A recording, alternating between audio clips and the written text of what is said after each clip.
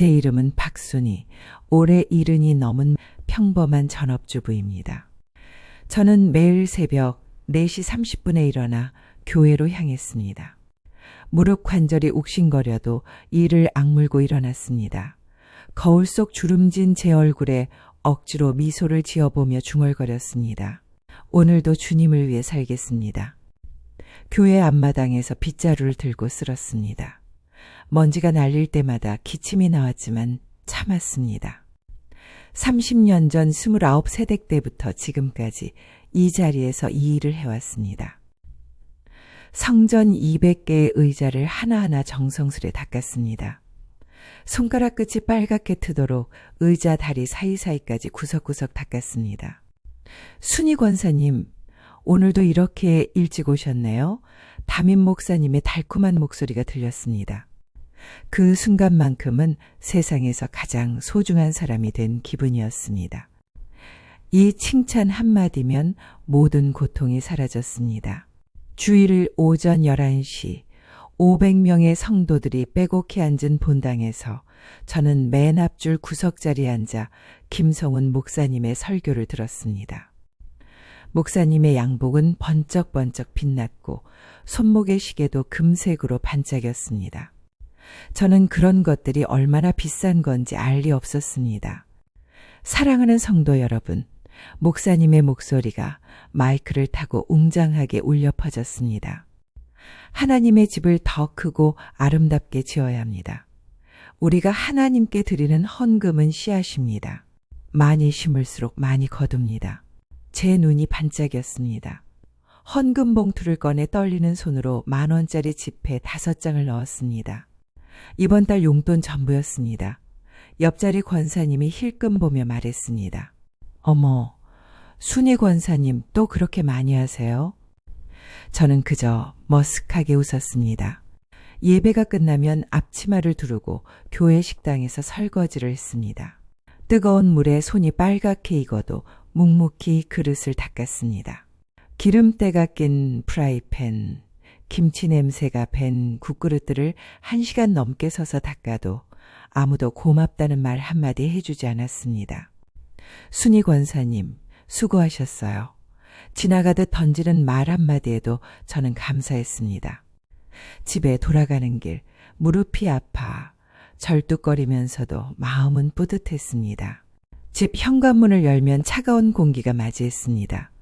소파에 누워 TV를 보고 있었습니다. 교회에서 또 늦었네. 불평 섞인 목소리였습니다. 딸 소희가 부엌에서 라면을 끓이고 있었습니다. 엄마, 오늘도 헌금하셨어요? 소희의 목소리에 짜증이 묻어났습니다. 얼마 안 했어. 5만 원. 5만 원이 얼마 안 해요? 우리 생활비가 얼마나 빠듯한데. 저는 말문이 막혔습니다. 작년에 남편이 조기 퇴직한 후 집안 형편이 나빠졌습니다. 그래도 하나님께 드리는 것은 줄일 수 없다고 생각했습니다. 3주 후 김 목사님이 저를 사택으로 불렀습니다. 호화로운 응접실에 들어서니 가죽 소파와 크리스털 샹들리에가 눈부셨습니다.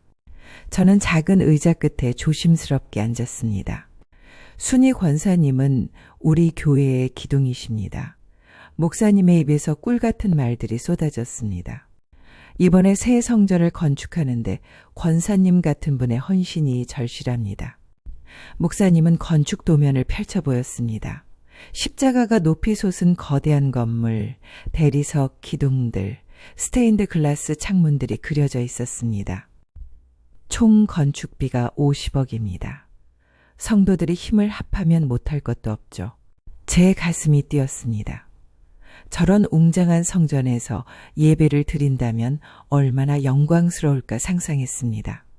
권사님, 특별히 부탁이 있습니다. 목사님의 눈이 간절해졌습니다.